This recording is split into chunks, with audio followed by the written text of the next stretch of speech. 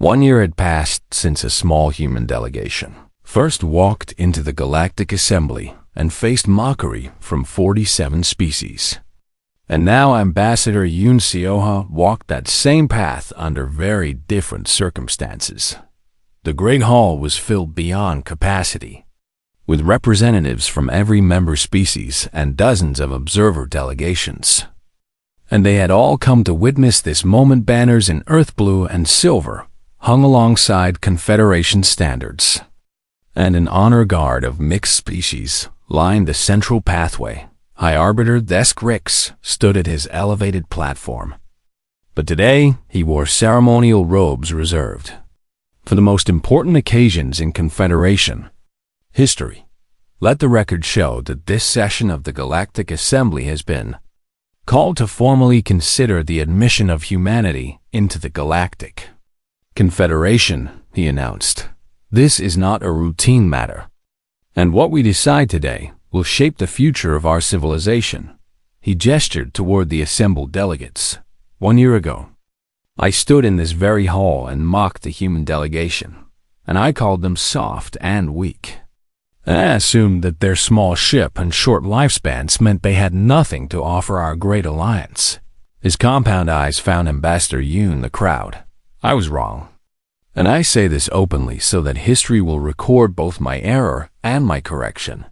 Deskrix activated a holographic display, showing the battle at the Valanthos border 6 months ago.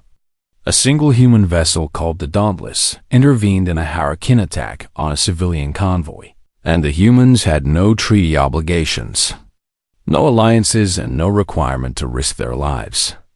Yet they did so anyway. The footage showed the Dauntless diving into battle against overwhelming odds, taking damage that should have destroyed it, and continuing to fight. Captain Park Jun-yuk and his crew demonstrated something that many of us had forgotten. Deskrix continued. They showed us that true strength is not measured in the size of your ships or the power of your weapons, but in the willingness to stand between the innocent and those who would harm them. He paused. The Hurricane had never retreated from any battle in their recorded history, but they fled from humans who simply would not stop fighting. The display shifted to show the rescued civilians, and several of them had traveled to the assembly to speak. A Velthari elder stepped forward, the same diplomat whose family had been aboard the convoy when our ship was attacked. We believed we would die, she said. The Confederation warships were brave, but they were outnumbered and failing. And then the human vessel arrived. Her voice carried emotion that the translators struggled to convey. They were smaller and weaker than the Hurricane ships, but they did not care, and they threw themselves into danger for strangers they had never met. She turned to look at Captain Park, who stood with his crew near the human delegation. Captain Park's crew pulled wounded from wreckage while the battle still raged, and they refused to abandon anyone. And my granddaughter asked me that day whether humans were monsters or heroes. The elder bowed toward the humans. I told her they were both. And I was right, because the galaxy needs protectors who are gentle with the innocent and terrible to those who threaten them. Representatives from 12 species rose to speak in support of human membership, each sharing stories of human compassion, human stubbornness, and human courage. The Solmari representative, who had fainted during the first revelation of human nature, approached the center platform. My species can sense emotions through telepathy, they explained, and I have spent the past year studying humans to understand what makes them different. Their crystalline form chimes softly. When humans fight, they feel fear like every other species, and they feel pain and exhaustion and a desire to flee. But they also feel something I have never encountered before. The Silmari turned to face Ambassador Yoon. You call it defiance, and it is the absolute refusal to surrender even when every logical calculation says you should. And it is the fire that burns in your hearts when someone tells you that something is impossible. They paused. It is terrifying and beautiful, and I believe it is exactly what this Confederation needs. High Arbiter Desk Rix called for the vote on human membership. all those in favor of admitting humanity to the Galactic Confederation as full members with all rights and responsibilities. Signal now. Every delegate in the hall raise their appendage, limb, tentacle, or energy signature and affirmation. The vote was unanimous. Thescrix approached Ambassador Yoon and extended his chitinous limb in a gesture humans had taught the Confederation a handshake. "Welcome to the Confederation, Ambassador," he said. "We are honored to have you." Yoon took his limb and shook it firmly. "The honor is ours, High Arbiter, and we will not let you down." As the ceremony concluded and delegates mingled in celebration, Yoon found herself standing at the great viewport that looked out upon the gathered fleet ships from dozens of species hung in formation alongside the growing human fleet. A sight that would have seemed impossible 1 year ago. Captain Park joined her at the viewport, his scars from the Valanthos battle still visible on his face and hands. "We did it, Ambassador," he said quietly. "We actually did it." You nodded. "This is only the beginning, Captain, and the galaxy has many challenges ahead. But now we face them together." She thought about Earth, spinning somewhere in the distant stars, still rumbling with earthquakes and crackling with lightning, still producing storms and predators and 1,000 ways to die. She thought about all the ancestors who had survived that beautiful, terrible world, fighting and adapting and refusing to give up. "Do you know what I find most remarkable about today?" she asked. Park shook his head. "A year ago, they called us weak because we come from a harsh world. And now they call us strong for the same reason," she said. "They finally understand that Earth did not make us weak." She smiled as she watched the fleet. "Earth made us ready for anything." Outside the viewport, a new chapter in galactic history was beginning, and humanity stood at its center. They had been mocked and dismissed, tested and proven, and now they had earned their place among the stars. The species that call the Level 8 Hellworld home had finally found something they had never had before: allies, friends, and a galaxy that no longer underestimated them. As Yoon turned to rejoin the celebration, she whispered words that would later be inscribed on the first monument humans built on Confederation soil. "We were never weak, and we were just getting started, and the galaxy would never forget the lesson it had learned. Never mock the species that survives hell every single day, because those who conquer their own planet's attempts to kill them will protect others with that same unstoppable determination." Humanity had come home to a family they never knew they had, and they would fight to protect it with everything they were. The Deathworlders had finally found their place among the stars. The distress signal cut through the silence of space like a scream, and Captain Park Jung-ik read the tactical display with grim understanding. "Hurricane Raiders," his tactical officer reported.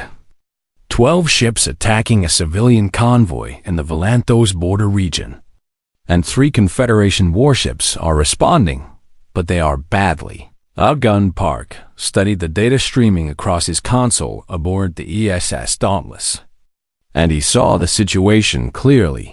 The convoy contained 6 transport vessels, carrying over 2,000 civilians from 4 different species, including a Velthari diplomatic family, and the Confederation warships were holding position between the raiders and their prey. But they could not hold for long. The Hurricane were brutal and efficient, evolved on a level 5 world that had made them strong and cruel, and they had terrorized Confederation space for generations. "Captain, we have no military treaties with the Confederation," his first officer reminded him. "Technically, this is not our fight." Park turned to look at her. "Officer Beak, what do you see on that convoy?"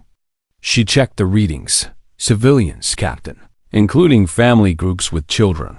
And what do you think those Hurricane will do to them if the Confederation ships fall?" Officer Beak's jaw tightened. "Nothing good." "Captain," Park stood from his command chair, "then it is our fight," and set course for the convoy at maximum speed. The Dauntless was not a large ship by Confederation standards, barely 200 meters long and designed more for exploration than combat. But it was fast, and its crew was human. They arrived at the battle to find chaos. Two Confederation ships had already sustained heavy damage, their shields flickering as Harrokin plasma bolts hammered their hulls. And the third was trying to cover the retreat of the civilian transports. This is the Dauntless to Confederation forces. Park broadcast on open channels. We are moving to assist the Confederation commander.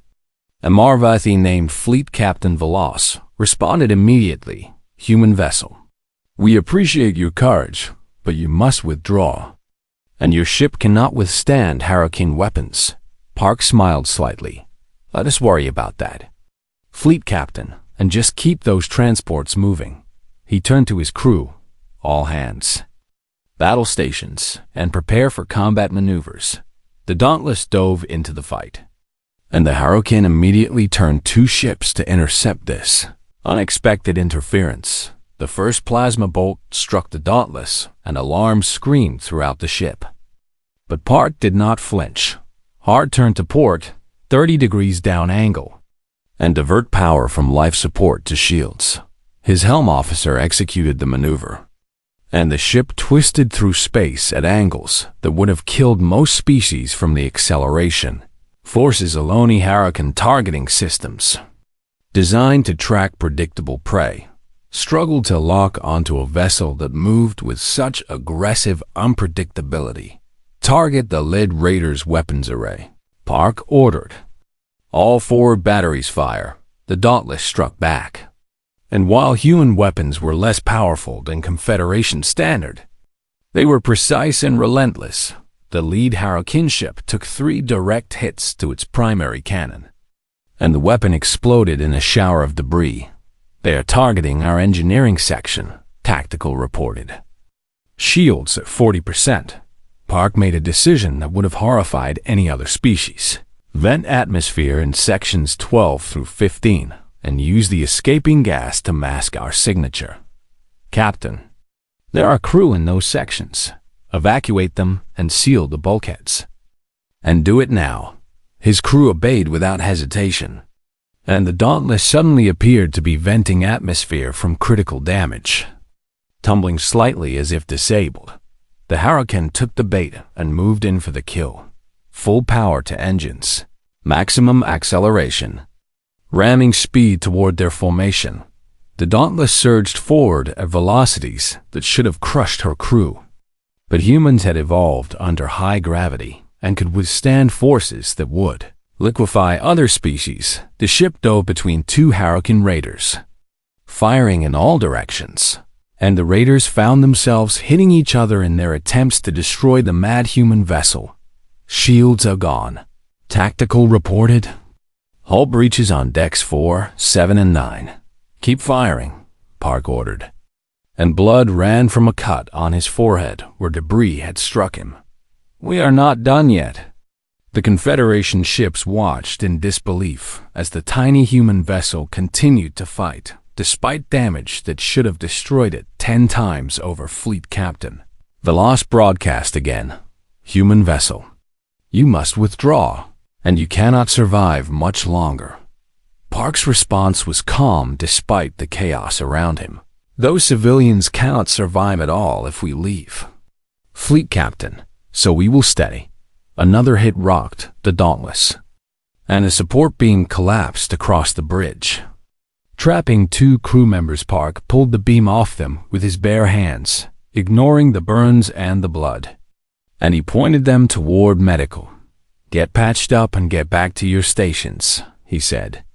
We have work to do. The Harrokin commander observed this impossible behavior with something approaching fear. These humans should have fled or surrendered long ago, and instead they fought harder as they took more damage. It was as if they could not understand that they were supposed to die too. More human ships dropped out of faster-than-light travel at the edge of the battle.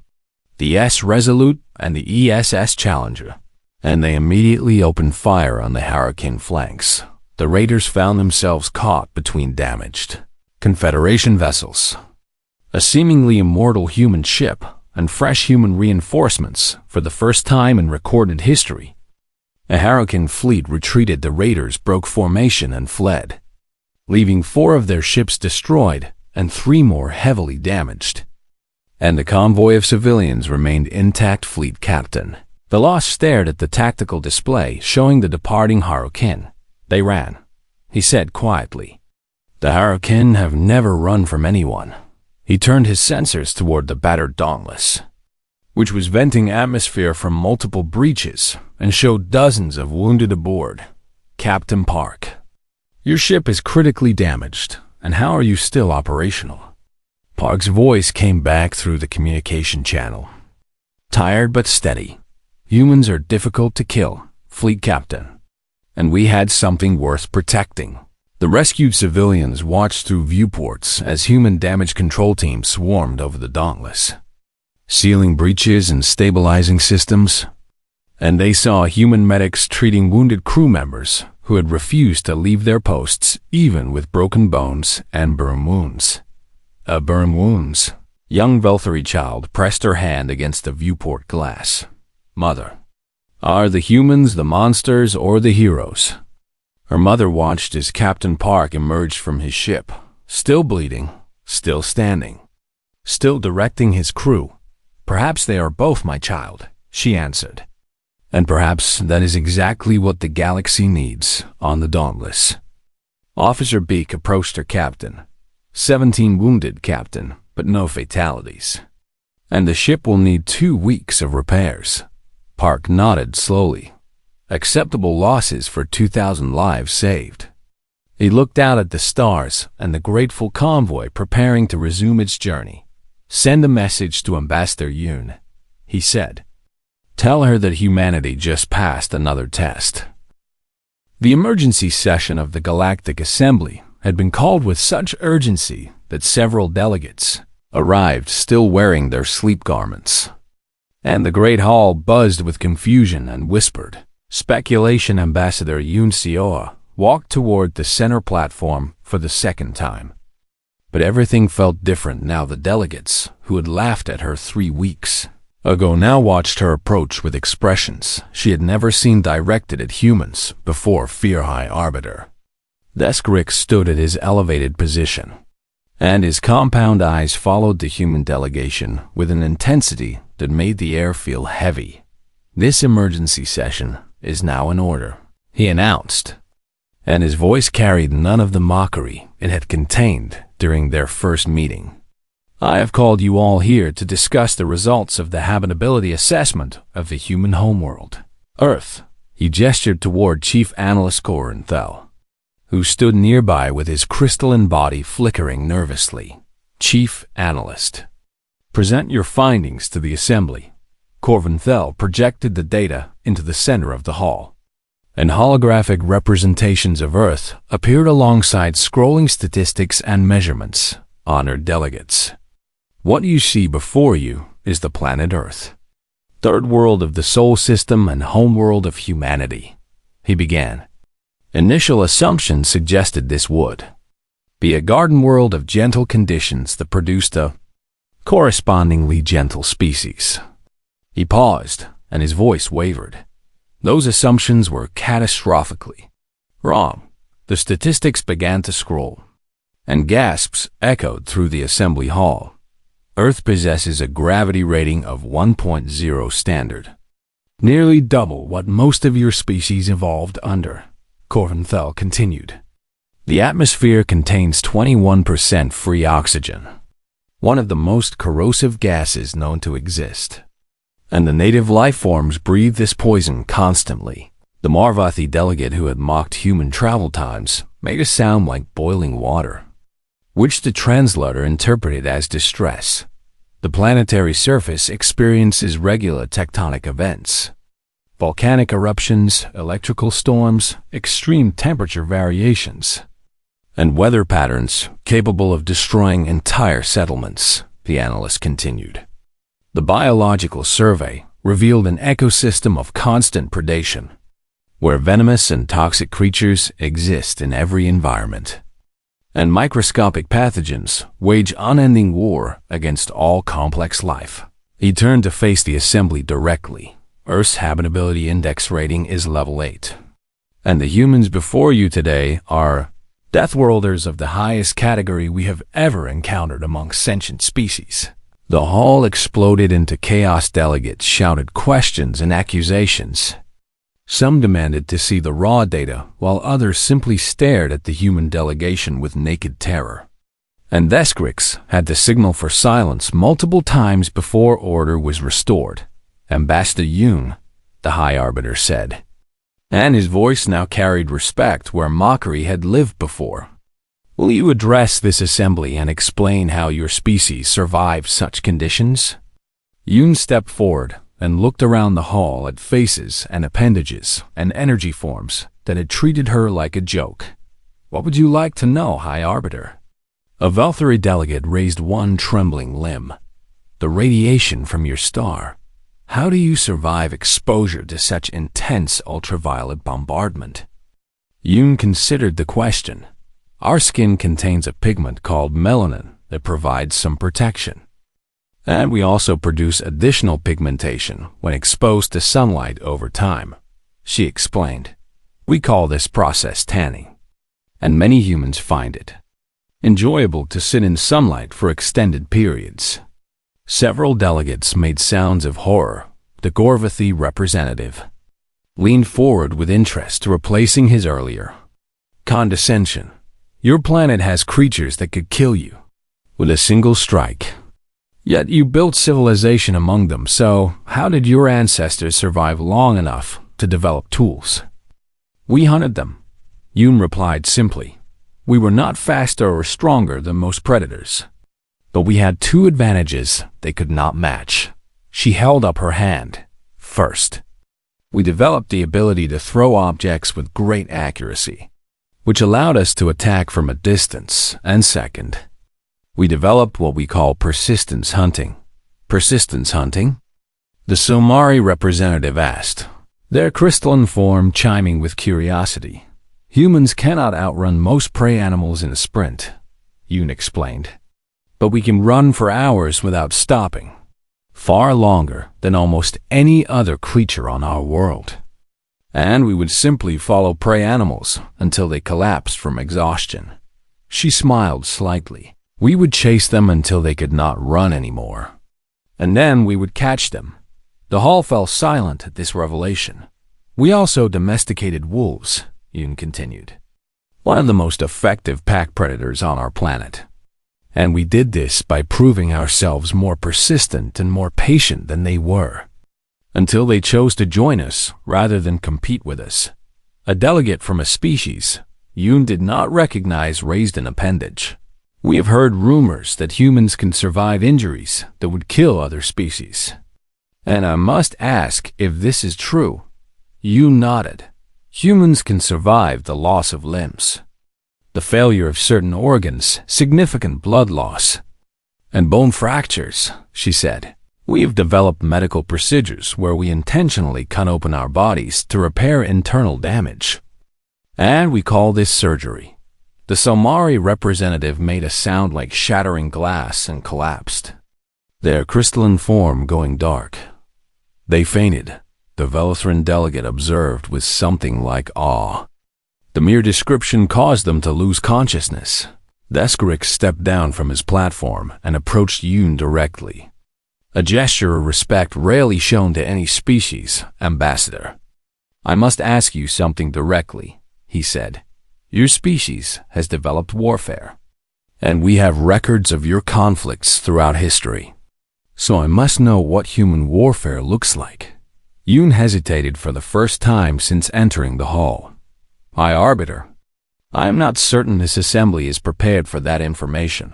We must know, Veskrix insisted. If we are to understand what humanity truly is, we must know the full truth. Yoon took a breath. Humans have fought wars throughout our entire recorded history, she said quietly. We have developed weapons capable of destroying entire cities in seconds, poisons that can kill millions. and machines designed solely to end life as efficiently as possible. She looked around the hall. Our largest conflicts have killed tens of millions of our own kind. And yet we continued fighting until one side could no longer stand. The silence that followed was absolute, and yet, Yoon continued. We are also capable of profound compassion. And we will risk our own lives to save strangers. And we will travel across our world to help those in need. And we will adopt the orphaned young of other species and raise them as our own. She met the High Arbiter's compound eyes. We did not come here to frighten you, High Arbiter, and we did not come to conquer or threaten, she said. We came because we spent our entire existence alone on a world that tried to kill us every single day, and we survived. But we are tired of being alone. Deskrix was silent for a long moment. I believe I understand now. Ambassador, he said finally, you are not weak because you come from a harsh world. And you are not monsters because you survived it. And perhaps you are exactly what this Confederation needs. He turned to address the full assembly. I move that we reconsider our evaluation of humanity, he announced. Not as a primitive species to be pitied, but as potential allies who have proven their strength in ways we cannot imagine. The vote was unanimous as the assembly began to disperse. Deskrix leaned close to Yoon. I owe you an apology. Ambassador, he said quietly, I judged your kind without understanding. And that was wrong. Yoon smiled. Apology accepted, High Arbiter. I look forward to showing you what humans can do when we fight beside our friends instead of alone. The fear in the room had not disappeared entirely, but something new had begun to grow alongside hope. Chief Analyst Corvin Thel had processed habitability assessments for over 200 years. And in all that time, he had never once questioned the accuracy of his instruments. His crystalline body hummed with the pleasant vibration of routine work as he settled into his analysis chamber deep within the mighty Confederation Science Division. And he pulled up the data packet from the drone that had just returned from the human homeworld. Assessment target, Sol 3. Locally designated Earth, he read aloud to himself. Species of interest. Homo sapiens recently achieved faster than light travel. Pending evaluation for Confederation membership. He activated the first data string and began the standard review. Planetary mass registered first. And Corvin Thel felt his crystalline matrix flicker with surprise. Gravity index, 1.0 standard, he murmured. And he ran the calculation again because surely there was an Eremos species in the West. Confederation had evolved on worlds with gravity between 0.4 and 0.7 standard units. And even the mighty Gorvathy came from a world measuring only 0.85 A. Gravity of 1.0 meant that humans carried their full body weight with every step they took. A burden that would exhaust most species within our Corvin Thel made a note and continued.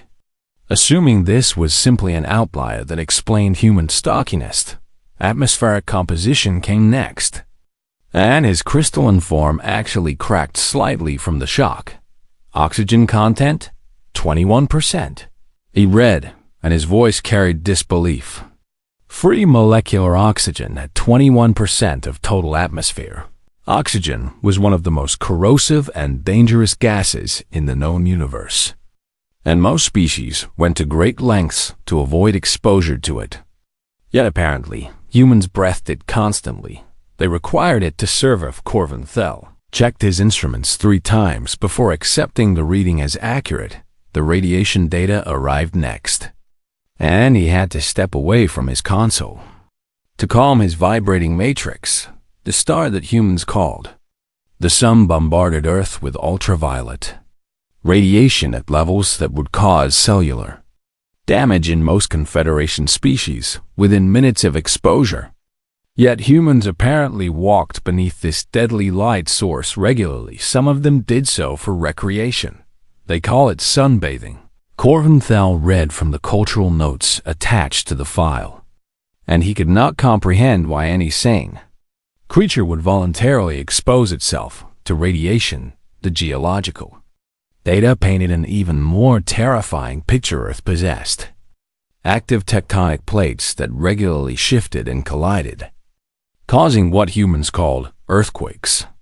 And these events could level entire cities without warning. The planet also hosted numerous active volcanoes that could erupt and bury whole regions in molten rock and toxic gas. Corvinthal had never encountered a species that evolved on a world still undergoing active geological violence. The meteorological data required him to pause his analysis and consume calming nutrients. Earth experienced something called weather on a scale that defied rational understanding, and the planet regularly produced massive spiral storms called hurricanes that could span thousands of kilometers and generate winds exceeding 300 kilometers per hour. Electrical storms swept across the surface constantly, and each bolt of lightning carried enough energy to stop the hearts of most known species. Water fell from the sky as rain, and sometimes froze into balls of ice called hail that could injure and kill in some regions. Frozen water accumulated in massive quantities during seasonal shifts, and temperatures dropped far below freezing while humans simply continued their daily activities. In other regions, temperatures exceeded 50 degrees, and humans still functioned. Total temperature range across the planetary surface exceeded 140 degrees, and humans had spread to nearly every environment. Orventhal moved to the biological survey with growing dread. The first entries covered predators, and the list seemed endless. Earth contained creatures called great white sharks that could grow to 6 meters in length and bite through bone with ease. And humans swam in the same waters. These monsters inhabited big cats called tigers, and lions could disembowel prey with a single swipe of their claws.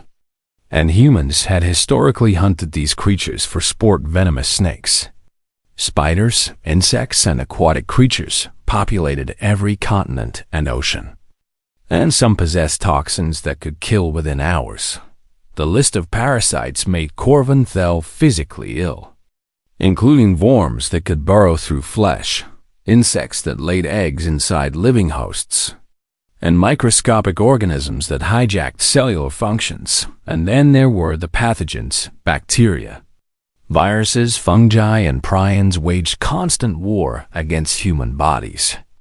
And the drone's biological assessment noted that humans carried trillions of microorganisms inside their very bodies at all times.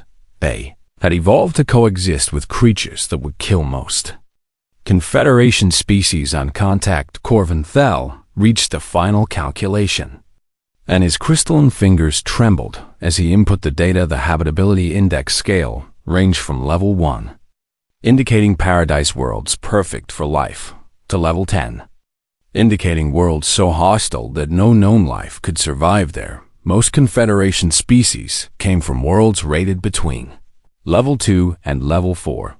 The calculation completed, and Corvinthal stared at the result. Level 8 Earth was a level 8 death world. Confederation had only ever encountered 2 level 8 worlds in all its history of exploration, and both were quarantine zones where automated warning beacons kept ships away. Nothing intelligent should be able to evolve on a level 8 world. Nothing should be able to survive there long enough to develop consciousness, let alone civilization, let alone technology. Yet humans had done all of this and more. They had not merely survived their hellish homeworld, but had thrived upon it. And they had grown strong enough to reach the stars and present themselves to the Confederation as potential. Alice Corvinthal initiated an emergency communication channel with shaking hands. High Arbiter Descrix. This is Chief Analyst Corvinthal of the Science Division, he said, and his voice carried frequencies of pure terror. I require an immediate audience regarding the Earth assessment. The High Arbiter's response came within moments. What is it? Analyst? I assume the results confirm what we all suspected about these soft little creatures. Corvin Thel tried to form words, but his crystalline vocal structures kept cracking. High Arbiter. The humans are not from a paradise world, he finally managed. Earth is classified level 8 on the habitability index. And the humans are Deathworlders. Silence stretched across the communication channel. That is impossible, Deskrick said at last. Level 8 worlds cannot produce sentient life. The data is irrefutable. High Arbiter, and I have verified it 17 times, Corvin Thel replied. The creatures we mocked, the beings we dismissed as soft and weak, they evolved on one of the most hostile worlds in the known galaxy. And they did not just survive it. His voice dropped to a whisper. They conquered it, High Arbiter, and now they are here. And they remember how we treated them. The communication channel remained silent for a very long time. The Great Hall of the Galactic Assembly stretched across 3 kilometers of polished crystal and living metal. And Ambassador Yoon Seoha had never felt smaller in her entire life. She walked forward with her delegation of 4 humans behind her, their boots making soft sounds against the ancient floor that had witnessed 10,000 years of galactic diplomacy. And every step brought them closer to the center where 47 species watched their approach with expressions ranging from curiosity to open amusement. The humans wore their finest diplomatic uniforms, deep blue with silver threading that represented Earth and its single moon. But Yoon could already see how primitive they must appear to beings who had mastered the stars while humanity was still learning to forge iron. High Arbiter Deskrick of the Valkyrie rose from his elevated platform, his insectoid body catching the light in patterns of green and gold, and his compound eyes fixed upon the small human delegation with what could only be described as patronizing interest. The Galactic Confederation recognizes the delegation from the planet designated Sol 3, he announced in a voice that clicked and hummed. Through the Universal Translator, also known by its native inhabitants as Earth, Yoon bowed respectfully before speaking, her voice steady despite the weight of 8 billion human souls resting upon her shoulders. High Arbiter, honored delegates of the Confederation, humanity comes before you today seeking friendship and membership in your great alliance, she said. We have traveled far to reach you, and we bring with us only the hope of peaceful cooperation between our worlds. A ripple of what sounded like laughter moved through the assembly hall, and Yoon felt her cheeks warm with embarrassment. She refused to show the Morvathi delegate, a being of flowing water contained within a crystalline suit, raised one liquid appendage to speak. Traveled far? The Morvathi repeated, and the translator conveyed unmistakable mockery in his tone. Your vessel took nearly 6 of your standard months to reach this station, young species, and most of us could make the journey in mere days. More laughter followed, and Yoon kept her expression neutral while her delegation shifted uncomfortably behind her. A creature of writhing shadows and dim light spoke next. The Velithran representative, whose name translated roughly to Keeper of Dark Wisdom. Tell us, small ambassador, does your kind even possess faster-than-light communication yet? The Velithran asked, or must you still wait years for messages to travel between your scattered colonies? We have only one colony beyond Earth at this time, Yoon admitted. Knowing honesty was her only real option. A small settlement on the 4th planet of our system, which we call Mars. The laughter grew louder, and even Deskrick seemed to be making a clicking sound that his species used to express humor. One colony, the High Arbiter repeated. The Valkyrie had colonized 300 worlds before your ancestors climbed down from their trees. Ambassador Yoon, and you come before us with one colony and ask to join our confederation? Yoon took a breath and held her ground. We are young, High Arbiter, and this is true, she said. But youth is not a permanent condition, and we learn quickly, a massive creature covered in thick plates of natural armor. The Gorvathi delegate leaned forward with a grinding sound. Your species has a lifespan of what? Perhaps 80 of your years? The Gorvathy asked. I have furniture older than your entire civilization, little human. And I have seen young species come and go like mayflies. So tell me why we should waste our time with creatures who will be dust before they master the basics of galactic society.